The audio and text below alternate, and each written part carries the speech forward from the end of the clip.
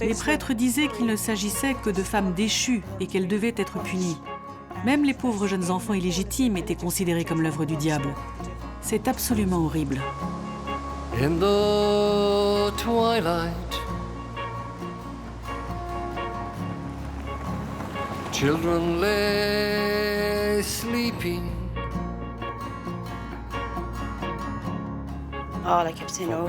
Je n'arrêtais pas de me répéter dans ma tête. Pourquoi, maman? Pourquoi diable as-tu fait ça? Maintenant tu es partie et je n'ai pas mon fils. The darkness gets darker without a full moon. J'avais honte d'être né hors des liens du mariage. La honte était au cœur de tout. Et puis ma mère avait honte de moi. Sa famille aussi avait honte parce que j'étais venu sur Terre. Toute ma vie est liée à la honte. So sing a new song.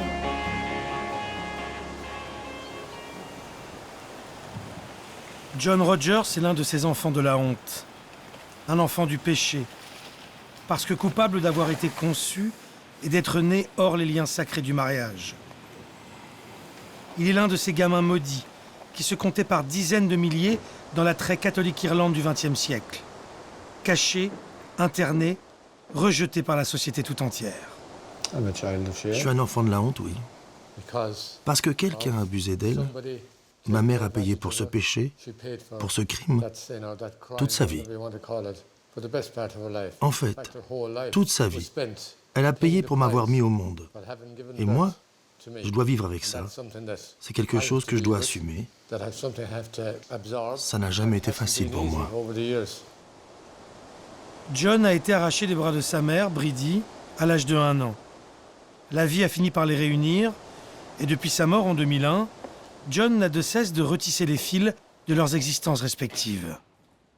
Je me souviens d'avoir demandé à ma mère des années plus tard à quoi ressemblait ton enfance. Et je n'oublierai jamais sa réponse. John, je n'ai jamais eu d'enfance. Maintenant, je crois que je sais pourquoi. John est né dans un foyer pour mères célibataires, à Tuam, une ville qui a défrayé la chronique au printemps 2014. Un petit bout de l'enfer irlandais, où seraient morts de maltraitance des centaines d'enfants. Des bâtards dont l'existence a été niée jusque dans la mort, indignement enterrés dans la clandestinité, puis oubliés. John, lui, est un survivant. Le foyer de Tuam n'existe plus, mais il ressemblait à ce bâtiment désaffecté du Connemara. C'est là que sa mère a grandi. Une manière pour se rescaper de se confronter aux démons de son passé.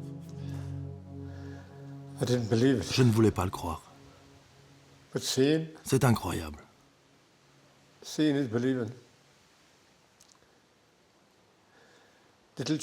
Les jeunes enfants comme ma mère, s'ils ne se lavaient pas devant le lavabo où était inscrit leur nom, ils étaient fouettés, battus. Vous trouvez pas ça absurde? J'ai du mal à le croire. C'est comme si je remontais le temps, comme si j'étais un de ces petits enfants qui courent ici. Seulement moi, je courais à Tuam et c'était pareil. Je fais partie de ces enfants qui ont eu la chance de survivre à ça. Tuam, une ville tranquille de l'Ouest irlandais. Tuam, un nom qui traumatise l'Irlande tout entière depuis les révélations d'une histoire inimaginable. L'existence d'une fosse commune cachée. 800 cadavres d'enfants reposeraient sous le gazon de ce lopin de terre, aux abords d'une aire de jeu. Faute d'enquête policière, faute d'exhumation, l'image de ces corps reste manquante. Des cadavres cachés sur le terrain de l'ancienne Mother and Baby Home, une de ces maternités-prisons gérées par des nonnes où l'on enfermait les mères célibataires enceintes pour ensuite les priver à tout jamais de leur bébé.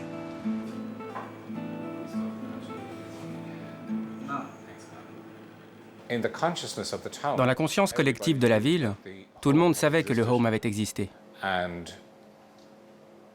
Sans trop se poser de questions, personne n'était particulièrement surpris que des bébés aient été enterrés là-bas. Ça faisait partie de notre conscience collective. Les habitants du coin pensaient qu'il ne s'agissait que d'une poignée d'enfants morts-nés. D'ailleurs, un voisin avait fait ériger une petite statue en leur mémoire, mais sans connaître ni le nombre, ni l'identité de ces bébés.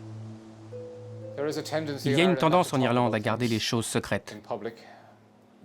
On discutait plutôt en famille. Parfois, il faut un éclairage extérieur pour qu'on se rende compte de ce qui se passe chez soi. Et cet éclairage extérieur, c'est la presse nationale qui va l'apporter, donnant à l'affaire une toute autre dimension. On parle de 800 bébés, âgés de 1 jour à 9 ans, morts de malnutrition et de manque de soins. Enterrés à la sauvette, sans sacrement religieux, parce qu'enfants illégitimes. Jetés dans une fosse commune comme des déchets dont on se serait débarrassé clandestinement. Un nouveau scandale pour le clergé irlandais, déjà essoré depuis 15 ans par les révélations sur les prêtres pédophiles ou l'enfermement des femmes dans les couvents.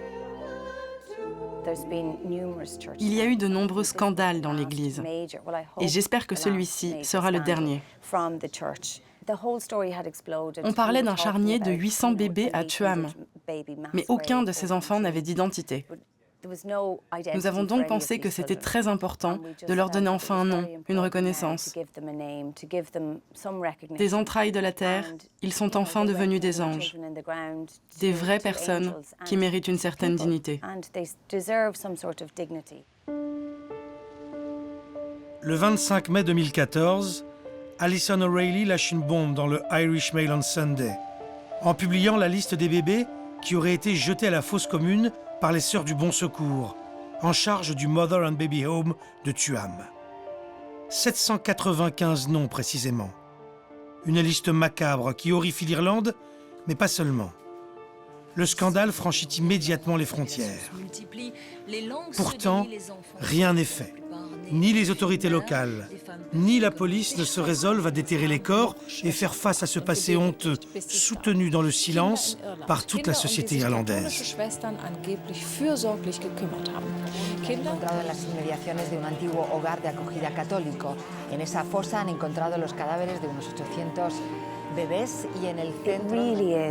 C'est vraiment une histoire dégoûtante, bouleversante. C'est le plus douloureux qui puisse être et ça s'est passé ici, en Irlande. Moi, j'estime qu'il faut à tout prix faire éclater cette histoire au grand jour, qu'il faut y faire face, et ce pour ces mères, ces familles qui ont souffert. Mais par-dessus tout, pour tous ces enfants qui sont morts dans des circonstances si terribles. Je pense qu'on n'est pas loin d'un holocauste. Un holocauste ? Le mot choque autant qu'il pose question. Que s'est-il passé exactement à Tuam pour glacer à ce point le cœur de l'Irlande ? Pour comprendre la genèse de l'affaire, il faut se tourner vers Catherine Corless. C'est à l'opiniâtreté de cette femme d'agriculteur, passionnée d'histoire locale et de généalogie, que l'on doit d'avoir déterré l'un des plus sordides secrets de l'Irlande. Comme beaucoup d'habitants de Tuam, Catherine se souvenait de cette bâtisse grise, aux allures de forteresse.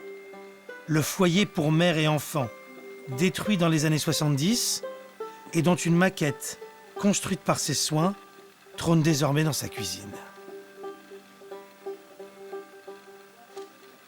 Je me souviens de ces enfants. On les faisait entrer en classe après nous. On les mettait au fond. Les nonnes ne s'occupaient pas vraiment d'eux. Ils étaient traités différemment. Quant aux mères, elles étaient envoyées là par leur famille. Elles étaient condamnées par l'Église, par les prêtres, car c'était un crime de tomber enceinte hors mariage. Alors il les enfermait derrière ces murs de 8 mètres de haut.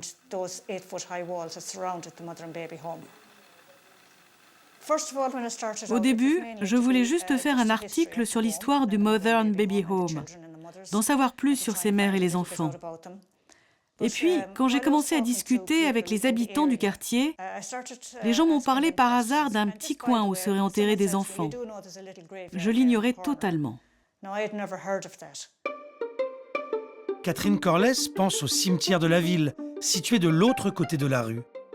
Mais les vieux habitants des environs avec qui elle s'entretient lui parlent de sépultures sur les lieux mêmes du home. Aux archives de l'état civil à Galway, elle finit par obtenir la liste des enfants morts au sein du home. 795 décès précisément, entre 1925 et sa fermeture en 1961. Et elle compare cette liste avec les archives du cimetière de Tuam. Elle est abasourdie. Il n'y a aucune trace officielle de l'enterrement de ces enfants. J'ai ensuite vérifié tous les cimetières aux alentours, mais ils n'y figurent pas non plus. Donc, on a 795 bébés dont nous possédons les certificats de décès, mais nous ne possédons aucun certificat d'enterrement pour eux. Un chiffre sidérant qui jette une ombre maléfique sur les dizaines de Mother and Baby Homes qui ont fonctionné en Irlande. Des dizaines de milliers d'enfants y seraient nés avant d'être retirés pour toujours des bras de leur mère. Une histoire tourmentée qui débute au milieu du 19e siècle. À l'origine, il y avait des maisons pour indigents. On offrait une aide financière minimale aux plus vulnérables. Mais il y avait énormément de femmes non mariées qui gravitaient dans ces lieux.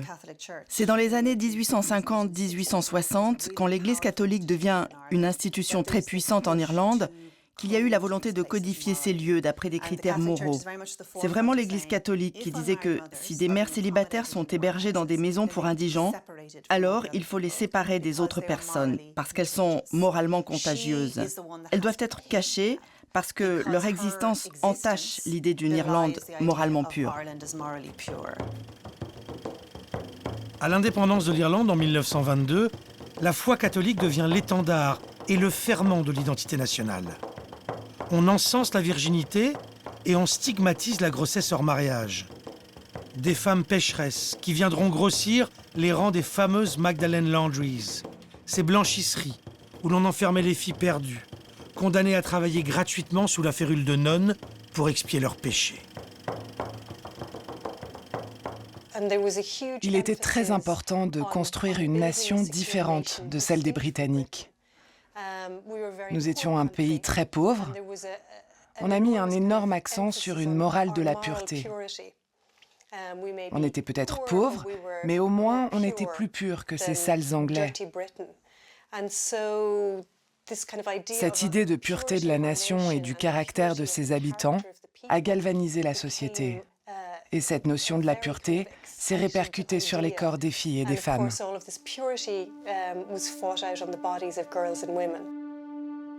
Un credo diffusé à travers les ordres religieux qui quadrillent la société irlandaise. Sœurs du Bon Pasteur, du Bon Secours, du Sacré-Cœur, de Notre-Dame de la Charité. L'État confie à l'Église la politique sociale de la jeune nation. Et elle impose son corset moral, avec la complicité souvent active des citoyens irlandais. Quand les gens de l'époque parlaient de ces mères célibataires, ils utilisaient un lexique juridique. Ils parlaient de premiers crimes et de récidives. Cela faisait référence à la première grossesse, puis aux grossesses suivantes. Donc, des termes juridiques pour un crime qui n'est pas reconnu comme tel par la loi. Et ce qui est extraordinaire, c'est que tout ce système a perduré jusque dans les années 80. Des gens qui travaillaient pour rien dans ces institutions. Tout cela était accepté par toutes les personnes impliquées dans ce système, sans oublier les familles. Personne ne se posait de questions. Parce que pour beaucoup, l'Église était la loi. Tuam et sa fosse commune ne seraient finalement que l'un des rouages d'un système inique qui s'est perpétué tout au long du XXe siècle. Et l'on n'y comprend rien si l'on n'étudie pas les origines de la République d'Irlande, un régime politique où pourtant l'Église est séparée de l'État. Notre constitution, à la sagesse communément admise, a été en grande partie élaborée par Eamon de Valera, peut-être l'homme politique irlandais le plus important du XXe siècle.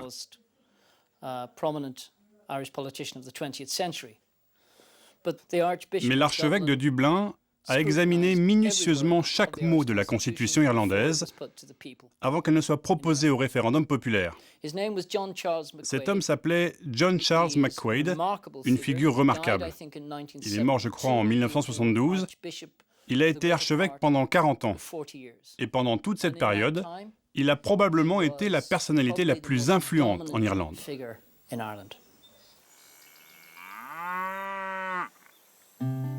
Clergé et gouvernement main dans la main pour mettre en place une organisation implacable, un système de l'enfermement et du travail forcé pour toutes les femmes enceintes non mariées, comme Bridie, la mère de John, qui en a connu toutes les institutions. Centre de détention pour mineurs, le Mother and Baby Home de Tuam, et après l'abandon forcé de son bébé, la réclusion à nouveau. Pendant 15 ans, elle est envoyée dans une blanchisserie pour Magdalene, dont elle s'échappera à 34 ans. Une vie de malheur, sans jamais cesser de penser à son fils, John, à qui elle écrivait tous les mois, en vain. Ça me fait du mal de l'admettre. Mais oui, je fuyais ma mère parce que j'avais honte d'elle. Ça m'a laissé des stigmates importants tout au long de ma vie. C'était horrible à l'école de s'entendre appeler le bâtard. On m'a tellement dit que personne ne voulait de moi. John le bâtard se considère comme un survivant. Lui n'est pas mort dans le home de Tuam. Il y est resté jusqu'à l'âge de 5 ans et demi, bien plus que la moyenne des autres enfants. Je me souviens des murs du home, des murs immenses comme ceux d'une prison. Il y avait beaucoup d'enfants, 200 peut-être, tous d'âges différents. Je me souviens aussi des toilettes à l'air libre, accolées à ces hauts murs d'enceinte. C'étaient des trous à l'air libre. Ce sont les souvenirs que j'ai de Tuam. John se souvient aussi et surtout de ces enfants qui disparaissaient du home de Tuam au bout de quelques semaines, quelques mois, rarement quelques années, adoptés ou confiés, comme lui, à une famille d'accueil. C'était un supermarché où des couples venaient du pays tout entier, plus particulièrement du comté de Galway tout autour de Tuam. Ils venaient dans le home pour choisir un enfant. Les nonnes leur faisaient faire le tour du couvent. Elles avaient présélectionné 2 ou 3 enfants. Et eux disaient « Bon, on veut lequel ? Je crois que je veux ce petit garçon-là. Et puis non, je préfère en avoir un plus jeune ou un plus âgé. » Cher monsieur et madame Brennan, nous avons reçu une très gentille lettre de votre prêtre et nous sommes heureuses de vous annoncer que votre persévérance a porté ses fruits. Nous pensons pouvoir vous donner un bébé. Veuillez nous répondre par courrier et nous dire quel âge d'enfant vous intéresse. Pour le moment, nous avons 2 ravissants petits garçons. Ne tardez pas à nous répondre, car nous avons une forte demande d'enfants actuellement. Que Dieu et Marie soient avec vous. C'est sans doute avec une lettre type de ce genre que le sort de John fut réglé, confié à une famille d'accueil par les Sœurs du Bon Secours. Les O'Brien lui offrent un foyer, moyennant le versement par l'État d'une allocation modeste. À l'égard des mères qu'on forçait à abandonner leur enfant, le système se montrait moins prévenant. Après 1 an et 1 mois, ma mère a été forcée de partir. Le jour où elle est partie, elle n'avait rien, aucun effet personnel. Elle n'a pu prendre aucune affaire à moi, un petit pull, un gant ou même une chaussette. Alors elle a coupé une mèche de mes cheveux. Elle voulait la garder, comme un symbole, un petit quelque chose qu'il a gardé lié à son fils. Et elle l'a gardé pendant 34 ans, jusqu'à nos retrouvailles. Elle me l'a rendu, ici même dans cette maison. Voilà la mèche de cheveux, 1948. Difficile de croire que ça a survécu à tout ce temps.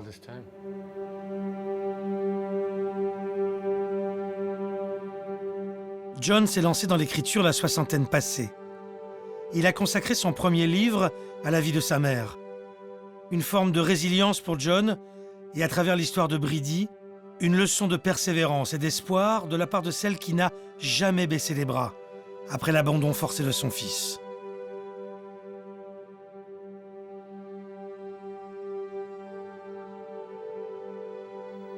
Lui, le survivant de Tuam, est aujourd'hui sous le choc.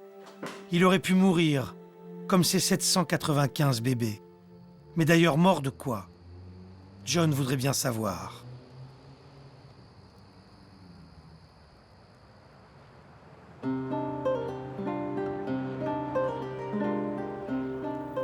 Il est une femme aussi qui veut savoir. Elle a voulu rester anonyme, nous l'appellerons Hélène, une victime collatérale de cette machine infernale. À la mort de sa mère, il y a 2 ans, elle apprend l'existence de 2 demi-frères, L'un fait partie des 795 enfants morts à Tuam, l'autre aurait été adopté ou bien serait décédé. Vous savez, découvrir que vous avez 2 frères, puis apprendre comment ils ont été traités, découvrir que l'un est mort et que l'autre est porté disparu, c'est un cauchemar. Je suis sous le choc. Je suis comme morte en ce moment. Je suis enfant unique, je n'ai pas de frères et sœurs. C'est assez traumatisant de penser que toute ma vie a été bâtie sur le mensonge que ma mère a forgé.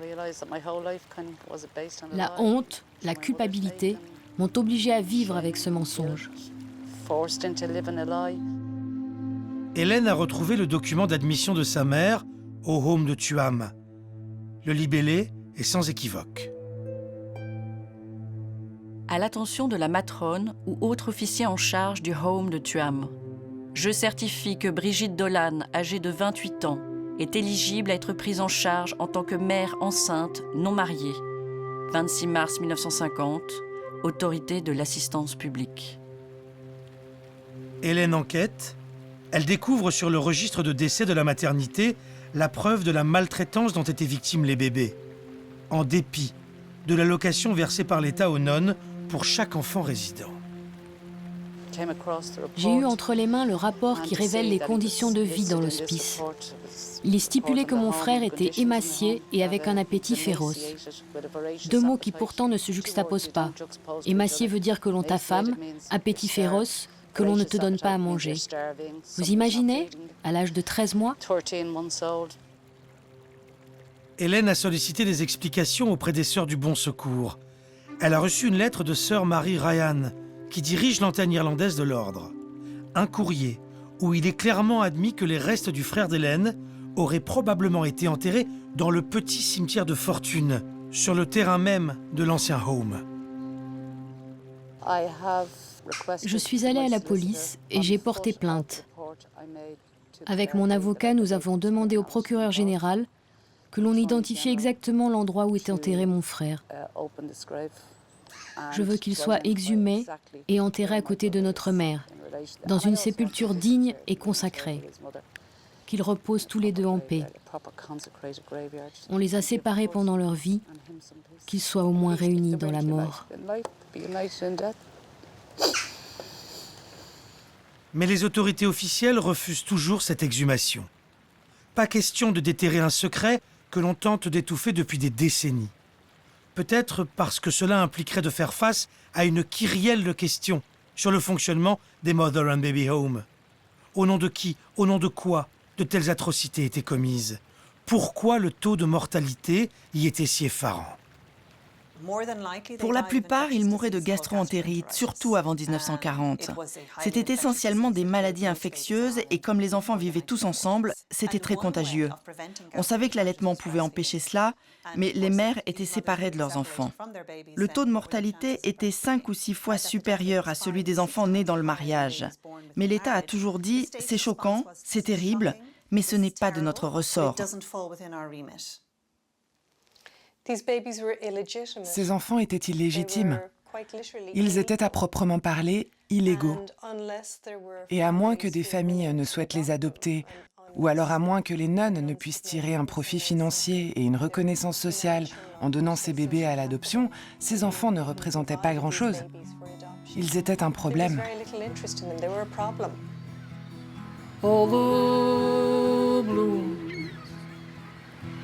The weedy grove were shed in depths of winter snow. Derek est l'un de ces enfants qui ne valaient rien. Sa jeunesse n'a été qu'humiliation et maltraitance. Il est né dans une Mother and Baby Home à Dublin, tenue par l'église protestante cette fois. Mais comme chez les catholiques, le régime n'y était guère charitable pour les bâtards. Ma prime enfance, passée dans le Bethany Home, a laissé des traces dont je n'aurais pas compris l'origine si je n'avais pas fait des recherches.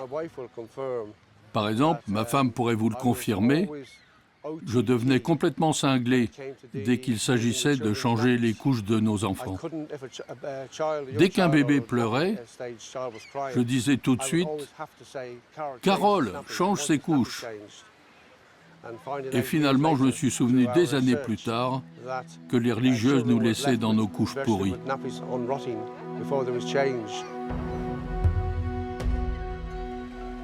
L'enfance de Derek nous révèle le versant encore plus machiavélique de cette histoire des enfants du péché. Il symbolise à lui seul le caractère quasi industriel et illégal du business de l'adoption dans l'Irlande de l'époque. Faisant fi de toute loi, avec la complicité muette de l'État, les ordres religieux s'improvisent comme bureau d'adoption et vendent littéralement les enfants. Une source de revenus considérable, toutefois impossible à chiffrer. Le secret est bien gardé par l'Église. Je suis né Derek Leinster. Non, Leinster. Oui, Leinster. Puis je suis devenu Derek Trainer. Puis Derek Carway. Et puis je suis redevenu Derek Leinster. Même Derek s'y perd. Pas facile de se construire une identité quand on est ballotté de famille en famille, changeant à chaque fois de nom. Des parents adoptifs, séduits par l'allocation versée par l'État, et d'autres, ne voyant en lui qu'une main-d'œuvre corvéable à merci et gratuite. Derek a retrouvé il y a 17 ans celui qu'il appelle son frère, le fils de sa première mère adoptive. Tom avait 9 ans quand Derek a été placé dans sa famille, au début des années 40. Tu es la seule personne encore vivante qui m'ait connu à l'âge de 7 mois et demi. Ouais, c'est moi qui t'ai donné le biberon. Tu te souviens de mon état quand je suis arrivé chez vous? Ah oui. J'ai dû me procurer un fongicide pour te nettoyer les cheveux. Tu étais recouvert de croûte. Tu t'en souviens? Moi, je ne m'en souviens pas. Mais je me rappelle que tu m'as dit que j'avais plein de croûte et du pus sur la tête. Oui, mes mains étaient recouvertes de sang quand je m'occupais de la tête du petit Sam et de la tienne, et que je nettoyais vos plaies. Ça m'a pris presque une année pour en venir à bout. Dans l'album photo de Derek, le patchwork d'une existence chaotique. Il en visite avec Tom les grandes étapes. Le home de Dublin et ses dortoirs glacés. Les matrones qui lui menaient parfois la vie dure. Et les multiples familles où il a posé ses bagages. La seule mère que tu as eue, c'était moi. Absolument. Et à quel âge? Oui, c'était moi, ta mère, tout le temps. Oui, et c'était l'âge où un enfant a besoin de sa mère. Bah oui, mais c'était moi, ta mère. Fallait bien que quelqu'un le fasse, parce que maman était occupée à la ferme avec les autres enfants, donc il fallait bien que quelqu'un s'occupe de toi. En fait, tu ne faisais que ton boulot. Tu faisais ce qu'on te disait de faire. Derek, l'enfant sans famille, a fini par retrouver le sourire, grâce à Carole, sa femme depuis 50 ans, mère de leurs 4 enfants. Mais en ce jour de retrouvailles avec Tom, la conversation roule immanquablement vers le sujet brûlant du moment, les fantômes enfouis de Tuam. Au fait, t'es au courant qu'ils vont déterrer plein de bébés? 700 et quelques? Oui, c'est vers Galway. Ouais, dans un genre de couvent. C'est triste, mais c'était comme ça à l'époque. À Tuam, Catherine Corless continue ses investigations. Elle connaît déjà avec certitude l'identité et le nombre des disparus. Mais les corps restent introuvables. Elle veut savoir où sont enterrés les 795 enfants morts au home.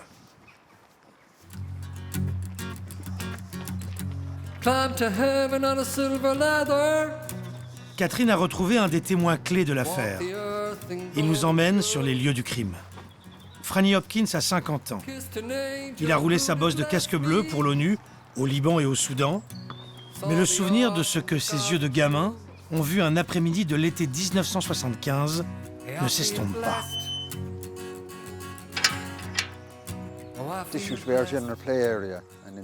On venait jouer avec les copains. C'était au début des années 70. C'était une friche avec des maisons en construction là autour. Et puis un jour, j'étais avec mon copain Barry. On était derrière, dans le verger, on cueillait des pommes. Et puis on a sauté du mur. Et on est tombé sur le sol, là. Et on a senti comme un creux sous nos pieds. On a creusé un peu. Il y avait des morceaux de béton. Puis on a découvert avec horreur un tas d'ossements. Beaucoup d'os. On pouvait voir qu'il s'agissait d'os d'enfants, probablement des bébés. Ça ressemblait à une crypte, une tombe. Ils étaient entassés là, au milieu de bouts de tissu. C'était juste des os, de la saleté, des guenilles. On était vraiment surpris, sans doute un peu choqués.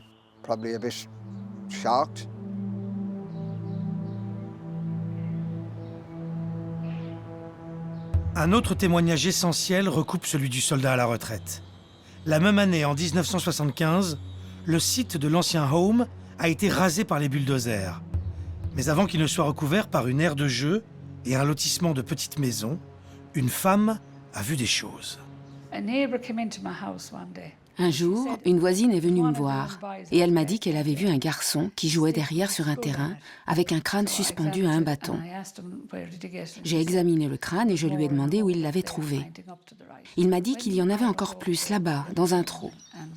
Quand j'y suis allée avec les deux voisines pour regarder dans le trou, je me suis approchée, mais le sol s'enfonçait sous mes pieds. Il était très mouillé.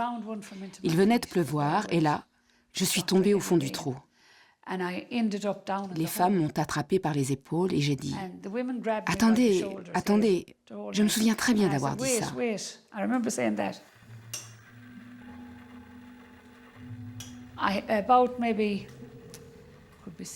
Devant moi, à peu près à 2 mètres, j'ai remarqué quelque chose. C'était comme une enfilade de marches. Les marches étaient comme ça. Il y avait plein de petits fagots emmaillotés qui reposaient sur chaque marche. Ils avaient la taille d'une bouteille d'eau d'1 litre, enroulée dans quelque chose. C'était comme du tissu noirci. J'ai compris qu'il y avait quelque chose d'emmailloté là-dedans. Il y en avait partout. J'ai dit « Sortez-moi de là ». J'étais toute retournée et pleine de boue. Marie revient sur les lieux quelque temps après, en compagnie d'une habitante des environs, qui avait travaillé dans le home des années auparavant. Elle s'est penchée et a regardé à l'intérieur du trou. Et elle a dit « Ah oui, ce sont de petits bébés. J'en apportais souvent ici. » Elle a dit « Il y a un tunnel qui passe par là et qui va jusqu'à l'hôpital, là-bas derrière. C'est là-bas que les bébés naissaient. J'en ai souvent apporté ici. » Marie chassera cette vision lugubre de son esprit, jusqu'à son accouchement, 1 an et demi plus tard, dans une maternité également administrée par les religieuses du Bon Secours. On m'a apporté mon bébé, et quand j'ai voulu le prendre dans son berceau, j'ai eu une vision d'effroi. Il était tout emmailloté dans des bandelettes de tissu. On ne voyait que son petit visage. Je l'ai immédiatement déshabillé de ces bouts de tissu. Ça me dérangeait trop. C'est là que j'ai réalisé que les petits fagots que j'avais vus étaient des bébés, et que c'était comme ça qu'elles les enterraient. C'est ce que les nonnes faisaient dans le home.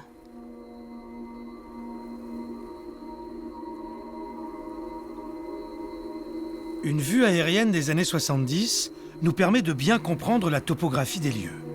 Sur l'enceinte de l'ancien home, on repère les maisons en construction.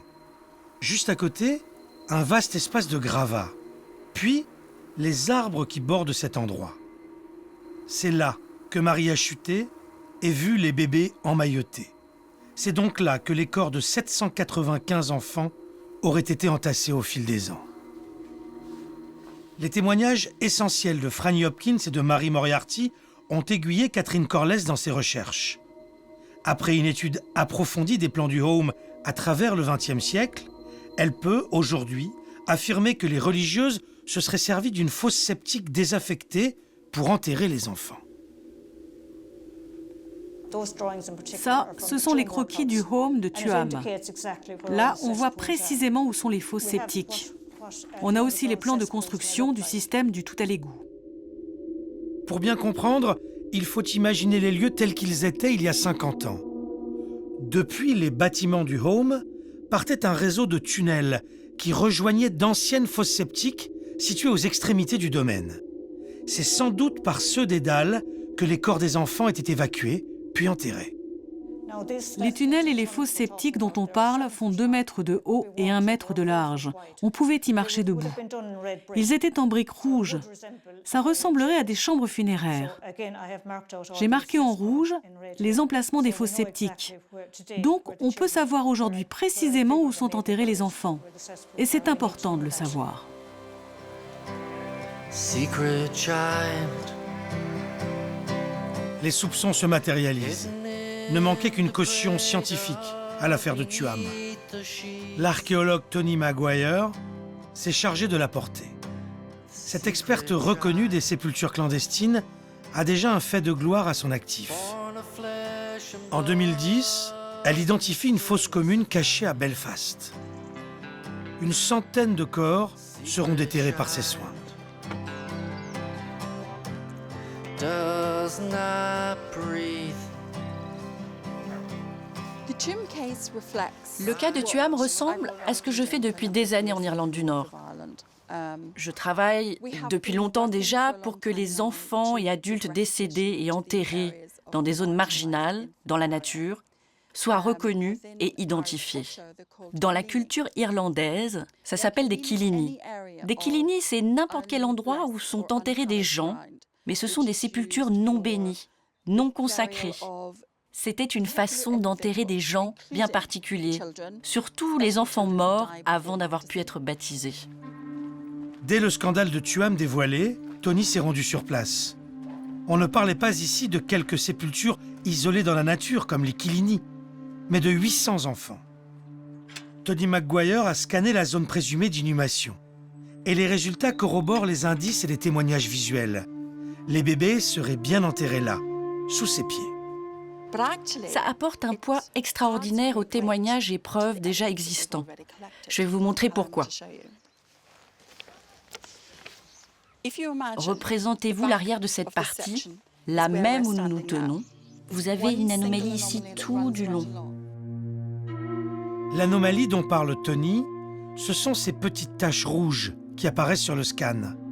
Sur la zone des tunnels et de la fosse où Franny et Marie ont vu les os et les corps. L'analyse scientifique confirme donc que quelque chose a bien été enseveli sous la terre. Tony sait d'expérience qu'il suffirait de travaux de fouilles assez sommaires pour révéler la présence des corps ou des petits cercueils. Si on retirait toute l'herbe et qu'on faisait sécher la terre, on verrait aussitôt les empreintes des sépultures. On identifierait très facilement des groupements de petites tombes. Alors, on confirmerait aisément que sur cette zone du terrain, ce sont bien des enfants qui sont enterrés.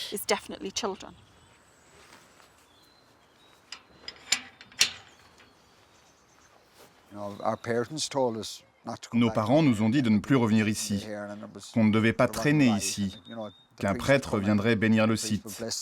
Et puis peu importe qui était enterré ici, des enfants ou des adultes, il fallait les laisser reposer en paix. Mais on est revenu quelques jours plus tard, et le trou avait été bien rebouché, aplani comme on dit.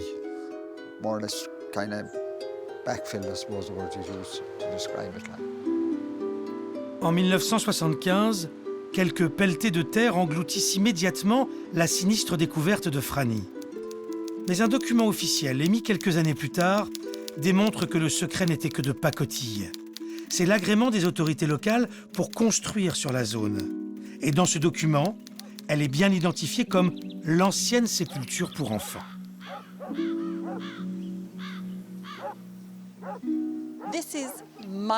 C'est mon église. Il faut que nos prêtres et nos nonnes rendent des comptes devant la justice, comme tous ceux qui ont abusé de leur pouvoir par le passé. Et on y arrivera, parce que moi, je ne m'arrêterai pas tant que je n'aurai pas gagné.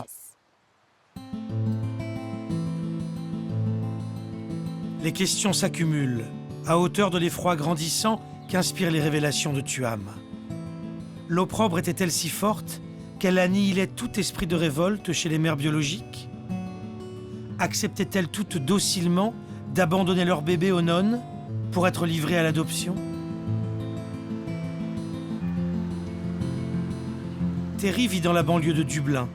Son témoignage et sa colère apportent un vibrant démenti à l'idée de mère courbant l'échine devant le poids de la morale dominante. Terry tombe enceinte en 1972, elle a 18 ans. Elle fuit l'Irlande et ses parents pour se réfugier chez sa tante en Angleterre. Mais au bout de quelques semaines, elle comprend qu'elle doit déménager. Quand je suis allée chercher mes vêtements et mes affaires chez ma tante, des membres du clergé m'attendaient dans la cuisine. On m'a informé qu'on me renvoyait en Irlande. Mais ils ne m'ont jamais dit où précisément, juste que j'allais prendre l'avion. Le 20 mars 1973, Terry est ramenée de force et enfermée dans le Mother and Baby Home de Bessborough, près de Cork.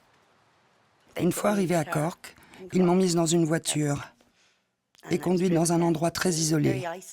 Il y avait des arbres et on avait l'impression d'être au milieu de nulle part. J'étais devant un immeuble immense, avec des escaliers et une porte gigantesque. J'étais vraiment sous le choc. Je me disais, où suis-je? C'est quoi cet endroit? Un véritable kidnapping, orchestré par The Crusade of Rescue, littéralement la croisade du sauvetage. Une organisation catholique irlandaise qui, avec l'aval des autorités locales, traquait et ramenait sur le sol natal les filles perdues, généralement sur la foi de dénonciation. Ce document indique que l'enlèvement de Terry fait suite à la trahison de sa tante, mais elle n'a aucun doute. Sa propre mère était aussi dans le coup. Je n'ai jamais eu de preuves, mais je l'ai pourtant toujours su au fond de moi. Ma mère voulait sauver son honneur, et puis la peur que lui inspirait mon père était bien plus forte que son désir, son besoin ou son amour pour un petit-fils.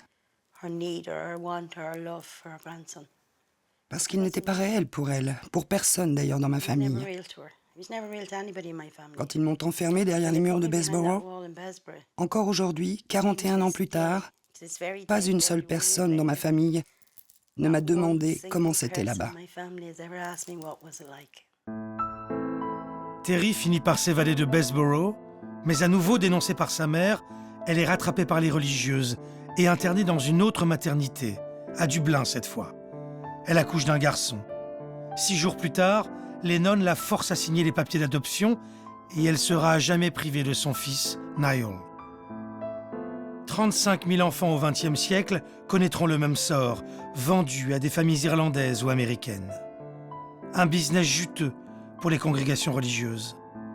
Une spécialité irlandaise, pourrait-on dire, honorée par une star hollywoodienne comme Jane Russell, qui vient faire son marché sur l'île. On nous a volé nos vies, à moi et à mon fils. Et on ne nous les rendra jamais. Jamais. D'où croyait-il que tous ces beaux bébés venaient? Il les donnait à tout va. Mais quelle jeune mère avec toute sa tête voudrait donner son bébé?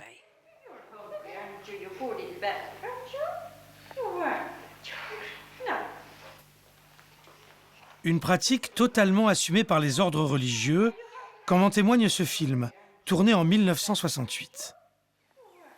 Dans ce reportage, on peut entendre s'exprimer Sœur Paul, celle-là même qui, quelques années plus tard, organisera l'adoption de l'enfant de Terry. We take in the background of the parents and what they really are looking for in a child. But in fact, most of the children that are adopted here would be illegitimate children, wouldn't they? They're all illegitimate. Because with most adopting parents, if you brought them into a nursery, show them 3 or 4 babies, well, they might want to take the whole lot of them, and they choose one baby, but they'll be so sorry for the ones they left behind. Do you want to take her home? Je vais traîner l'État irlandais en justice. Je le tiens pour responsable. Sans lui, cette organisation religieuse privée n'aurait jamais eu autant de pouvoir. Sir Paul, John O'Mahony, Franco Allen, Sœur Patricia, Sœur Elisabeth, qu'ils se tiennent devant moi, qu'ils me disent qui leur a donné le droit de me prendre mon enfant. En dépit de la litanie des scandales qui touchent le clergé depuis une quinzaine d'années, l'Irlande a toujours autant de mal à faire face à son passé. Pour lever le voile sur les fantômes de Tuam, le gouvernement a bien annoncé une commission d'enquête officielle, mais pour l'instant rien à l'horizon. Alors que le divorce n'est légal que depuis 20 ans et l'avortement toujours interdit, les blocages culturels et politiques de la société irlandaise persistent. L'Église catholique a toujours énormément d'influence sur les cœurs et les esprits des Irlandais aujourd'hui.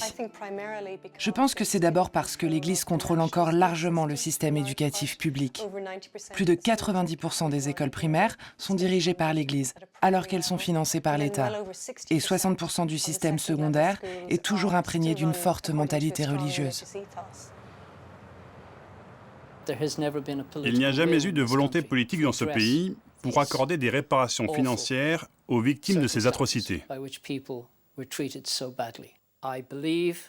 Je dois dire que certains des membres les plus importants du clergé, j'entends les plus hauts placés, vous ne pouvez pas imaginer plus haut dans le clergé de l'Église catholique irlandaise. Je veux dire que c'est impossible d'aller plus haut. Ces hommes-là protègent depuis des décennies les pires pédophiles et en toute connaissance de cause.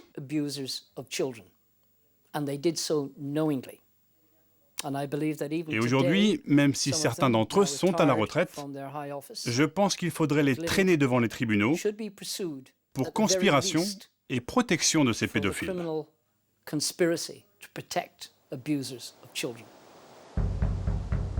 Des milliers de crimes pédophiles, une commission d'enquête gouvernementale, plus de 800 coupables, preuves à l'appui, et pourtant, pas un seul procès, pas une seule condamnation. S'il n'en fallait qu'un, ce déni de justice démontre l'impunité absolue dont jouit encore l'Église en Irlande. Victimes d'abus sexuels, femmes enfermées dans les couvents blanchisseries, bâtards. Dans un pays où aujourd'hui un enfant sur 4 naît hors mariage, ne serait-il pas temps que justice soit faite? Je crois que l'État pense avoir une dette d'honneur. Et c'est là que le bas blesse. Attaquer l'Église, c'est comme se tirer une balle dans le pied. Ça ne se fera jamais. Si vous me demandez ce que je pense de la justice irlandaise, je vous répondrai, avoir une justice en Irlande, ça serait une bonne idée.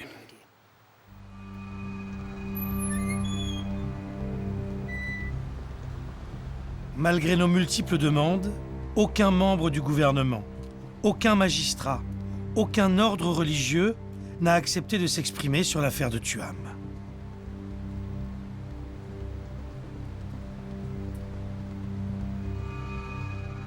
Seule une lettre sans équivoque nous a été envoyée par la chargée de communication des Sœurs du Bon Secours. Quand, oh mon Dieu, un article sur un charnier dans l'ouest de l'Irlande est sorti dans un journal anglais, tout le monde a été cloué sur place. Mais pas une des sœurs, ni celle qui avait travaillé à Tuam, n'avait jamais entendu parler de cela. Si vous venez ici, vous ne trouverez aucune fosse commune, aucune preuve que des enfants aient été enterrés de la sorte. Peut-être juste un policier local qui lèvera les yeux au ciel en disant « Oui, on a trouvé quelques ossements, mais ils datent du temps de la famine, et alors ?» Des télévisions étrangères ont dû avorter leur projet de reportage sur le sujet.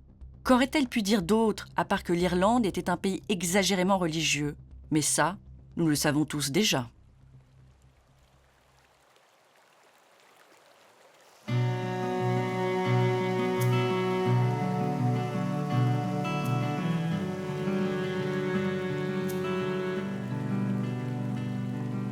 L'histoire de Tuam n'a pas encore trouvé son épilogue. Elle s'arrête pour le moment dans un coin perdu du comté de Mayo, à l'extrême ouest de l'Irlande. Elle avait débuté par le projet d'une stèle pour honorer la mémoire de 795 noms. Des enfants qui reposent toujours sous un petit lopin de terre à Tuam. L'œuvre est désormais achevée, gravée grâce à l'argent récolté par Catherine Corless auprès d'âmes charitables. Même les Sœurs du Bon Secours y sont allées de leur contribution. C'est l'heure pour le sculpteur de dévoiler son œuvre à Catherine, venue accompagnée d'Hélène, la demi-sœur de Desmond, dont le nom est couché sur cette plaque de bronze. C'est assez ironique d'être ici. Je me rapproche de lui. J'ai apporté des fleurs parce que je ne sais pas où les déposer, sur quelle tombe. Et d'ailleurs, est-il bien enterré là-bas? Maintenant, j'ai du concret devant moi. Je peux enfin lire son nom. Oui, ironie de l'histoire.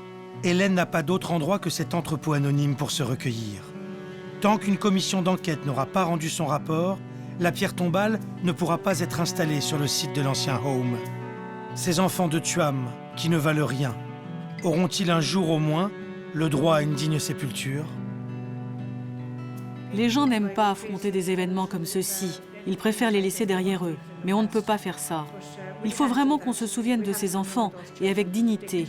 Il faut qu'on mette la pression sur le gouvernement pour qu'une commission d'enquête soit mise en place. Et nous espérons vraiment que cela sera fait avant la fin de l'année. Il faut qu'il y ait une commission d'enquête, que des recherches soient faites avec rigueur, sur le site même, puis que ces stèles soient érigées, pour que les gens puissent venir se recueillir et panser leurs plaies.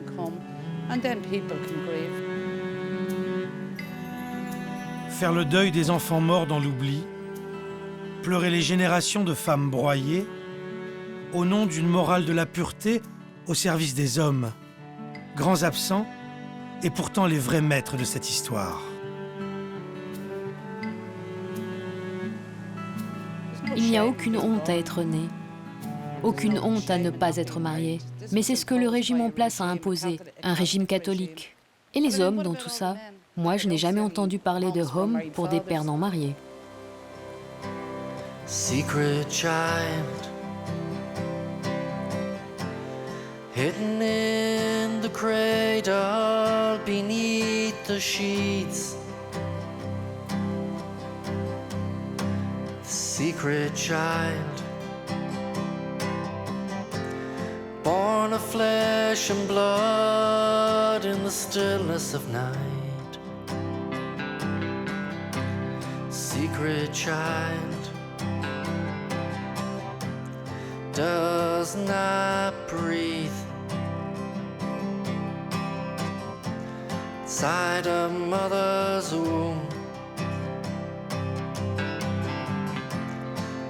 Outside where springtime bluebells bloom, the secret child, secret child, labeled bastard is a paper child, the secret child.